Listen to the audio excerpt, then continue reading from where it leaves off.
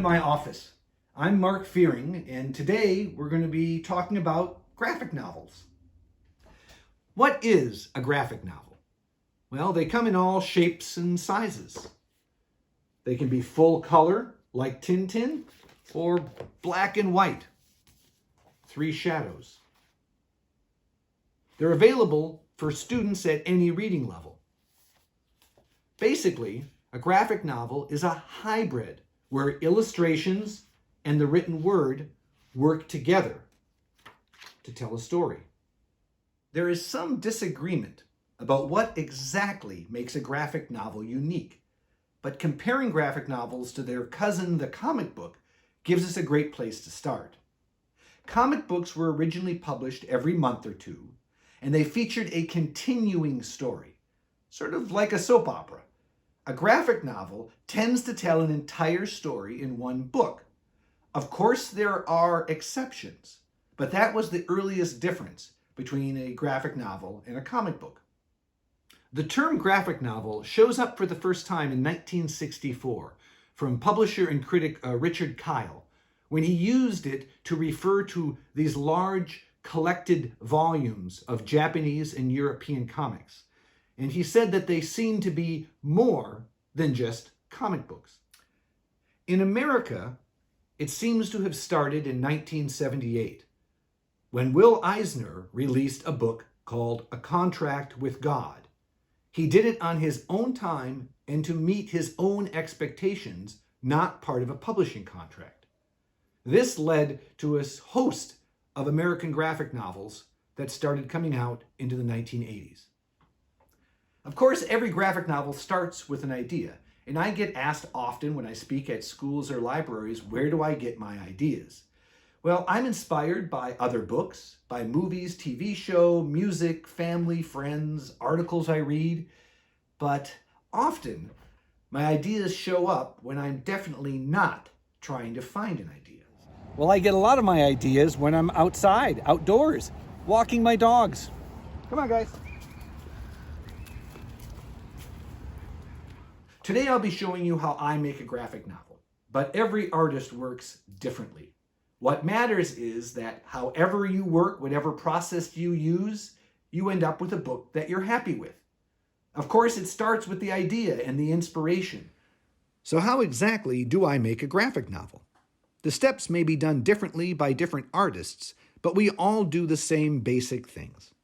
You start with that inspiration and idea, and you begin to write a story. Maybe do some rough drawings. Sometimes I write a script that looks almost like a screenplay. Lately, I've been writing in prose style. Since I will be drawing the book, I already have panel breaks and page turns in my head, and I don't need to take the time to write those out in detail. But there are standard styles for written comic book and graphic novel scripts. In order for that idea to become a finished book, it needs a beginning, a middle, and an end. And that's where a lot of time goes. How to make those elements work together in surprising yet logical ways. When you read a graphic novel, you don't want to be confused. Sure, there can be mysteries, and you'll be able to discover the answers to those as you read the book. In my graphic novel, Earthling, there are plenty of mysteries that need to be figured out. But hopefully a reader is along for the adventure and discovering the answers as they continue to read. We all enjoy being surprised when we see a movie or read a book, but a surprise needs to feel like it came about logically. As a reader, you don't want to feel like it came out of nowhere. If you're working on a book that will be published, you will have an editor. The editor is really there to ask you questions. If something doesn't make sense or the story moves too slowly or too quickly for the editor, they'll let you know. It's not so much that they are telling you to change it, they're giving you honest, experienced feedback that maybe you need to revise. I depend on my editors because if I've worked on a story for a year or two, honestly, I may not be able to judge if it's working. The fresh eyes of an experienced editor really help see your work in a new way, and almost always makes the project better. As you write and draw and revise and edit, the story falls into place, and you have to start thinking about creating final art. Some people draw and paint using traditional methods, pen and ink on paper and watercolor, markers or gouache. Usually I draw my roughs on paper, but I use a computer to do my final art. You don't have to do that, but it's become my preferred method of working. I use a Wacom tablet with a pressure-sensitive pen. So now I'm going to show you some of the process I use to go from an idea to a finished graphic novel. The first step is always a script. And as we talked about, scripts can look different. I write pretty loosely because I'm going to draw it. Here are some pages from a graphic novel.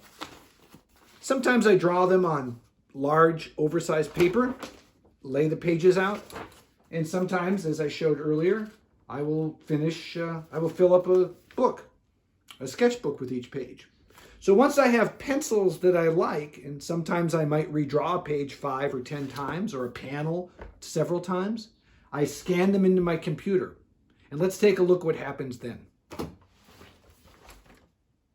So once I scan in my drawings, I have this pencil drawing and I bring it into Photoshop and I create a layer.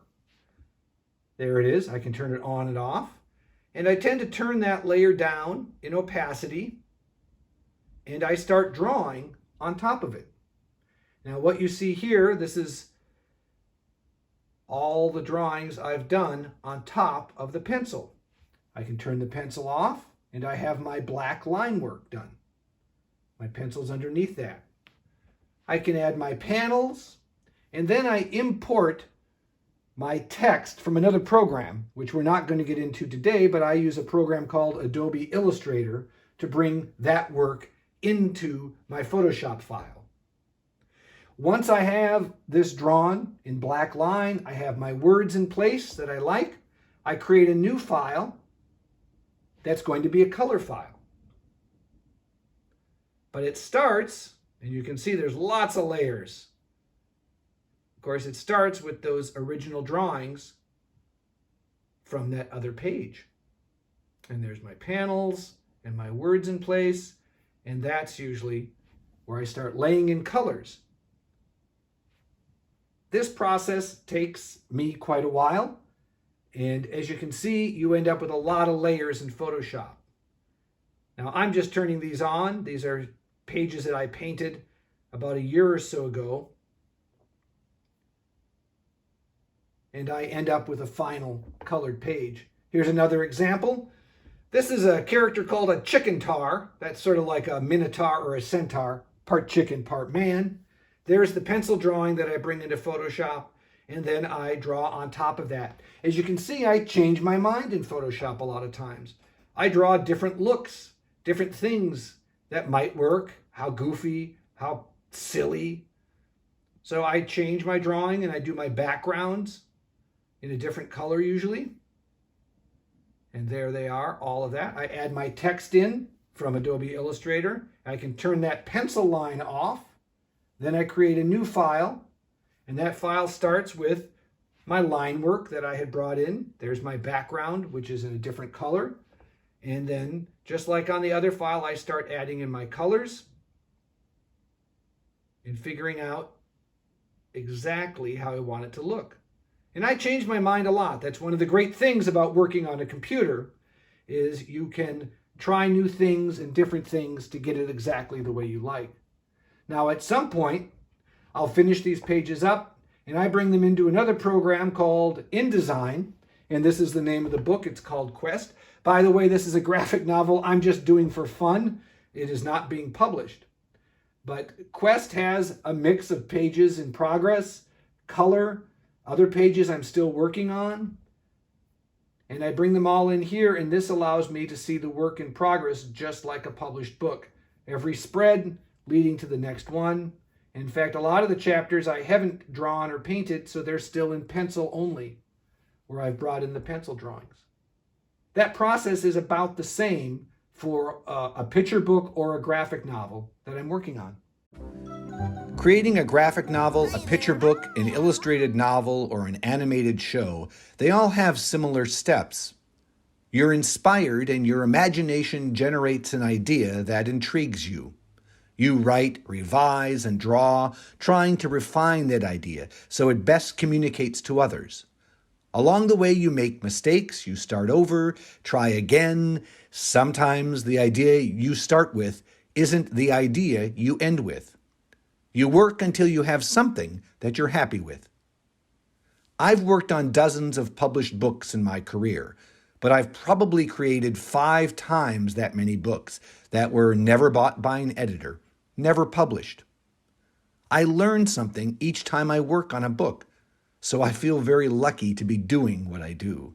It's never boring, it's always challenging, and each day I have the possibility of getting up and creating something unique, something that's never been seen before. Charlie Kaufman is a screenwriter, and I always close my presentations with a quote of his that applies equally to writing books. I can't tell anyone how to write a screenplay because the truth is that anything of value you might do comes from you. The way I work is not how you work, and the whole point of any creative act is that. What I have to offer is me. What you have to offer is you. So to wrap things up, I'm going to answer a few of the questions that I get almost every time when I'm out talking about graphic novels, presenting at schools and libraries. So where do ideas come from? Where do your ideas come from? Well, we all get ideas from different places. I really enjoy being outdoors, and I do come up with a lot of ideas when I'm walking the dogs, while I'm listening to music. So whatever works for you, it's going to be different from your best friend or from another artist. How long does it take to make a graphic novel? Well, there's really no one answer to that, of course, depending on the size of the graphic novel. Now, if you count the time that it takes to come up with the idea and revise the idea and get it to an editor and the editor to acquire it and then to revise and edit it again and then to do rough art and final art, that's a lot of time. The graphic novels I'm currently working on, by the time they're released, will have taken about 2 years, and I think 18 months to 2 years seems to be how long it takes for most people to get one done. That's 180 to 200 pages. Why do you like to draw? I get asked that a lot, and I started thinking about it, and I think it's because it makes me happy to draw. I enjoy it. So it's sort of like meditation or something. When I'm drawing, I feel good, so I draw more. Do I have any favorite books, authors, and illustrators? I have a lot of favorite authors and illustrators. We've seen some of them in today's presentation. It's sort of like music. I can listen to rock and roll, or I can listen to jazz one day, or classical, or hip hop, or alternative. It sort of depends on my mood. And I tend to get something different from every artist that I like.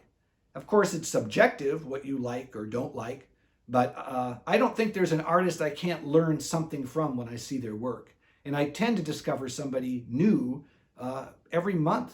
Every year, certainly, there's new artists I find who I think are absolutely amazing. Another question I get often is, how do you get a book published? Well, that's a good question, and there is no one way. Something you discover if you're working in the arts is there is no one path, whether you want to be an actor, a musician, create books, or write TV shows. Everybody's going to have their own way. The only thing that unifies the people I know who are working in the arts is that we don't stop working. So I worked a lot of different jobs. I've worked in advertising, and I worked on game shows and animation.